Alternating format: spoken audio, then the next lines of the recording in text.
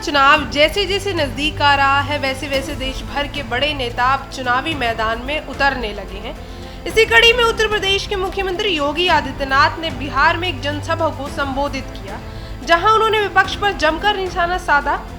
उन्होंने कहा कि 1990 से 2005 तक बिहार में जंगल राज और परिवारवाद का दौर था, जिसने राज्य की पहचान को गहराई से प्रभावित किया। उन्होंने कहा कि उस वक्त बिहार की आध्यात्मिकता और ज्ञान भूमि को अपराध और राजनीति के दखल से नुकसान पहुंचा। योगी ने आगे कहा कि एनडीए सरकार के पिछले 20 वर्षों से कामकाज ने बिहार में विकास, रोजगार और सुशासन की नींव रखी है। उन्होंने जनता से अपील की है कि डबल इंजन की सरकार को फिर से मौका दिया जाए, ताकि बिहार विकास और व्यवस्था की राह पर और मजबूती से आगे बढ़ सके। चले जानते हैं पूरी रिपोर्ट। और भाइयों, कौन नहीं जानता है, 1990 से 2005 तक बिहार का जंगल राज और परिवारवाद आपने देखा होगा। कौन वे लोग थे जिन्होंने बिहार की ज्ञान भूमि को, बिहार की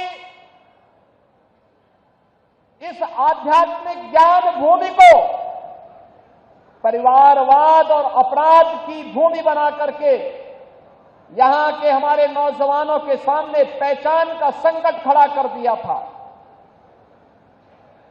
यहां विकास के नाम पर उस कालखंड में किस प्रकार की अराजकता फैलाई गई थी, एक किसी से छुपा हुआ नहीं।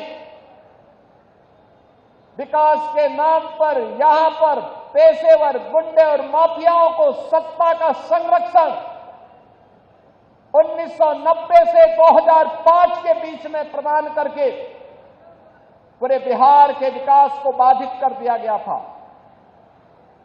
बिहार के नागरिकों के सामने, बिहार के नौजवानों के सामने पहचान का संकट खड़ा हो गया था और वह व्यक्ति बिहार से प्लान कर रहा था, जिसके मन में एक भाव था बिहार के बारे में कुछ करने की, बिहार को आगे बढ़ाने की और बिहार की अपनी उस परंपरा को, जिसने कभी भारत को नेतृत्व दिया था, भारत के स्वर्ण युग को लाने का अवसर जिस बिहार ने दिया था, अपने पूर्वजों की स्थापना को पुनर्स्थापित करने का जो जज्बा था, उस जज्बे को उस कालखंड में किस प्रकार से रौंदने का काम हुआ था, यह किसी से छुपा हुआ नहीं। और इसीलिए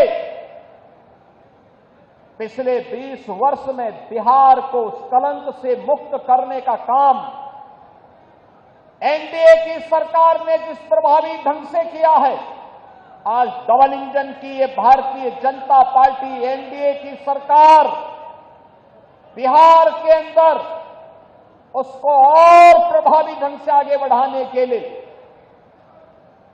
इस चुनाव में फिर से बिहार वासियों का आह्वान करने के लिए आई है।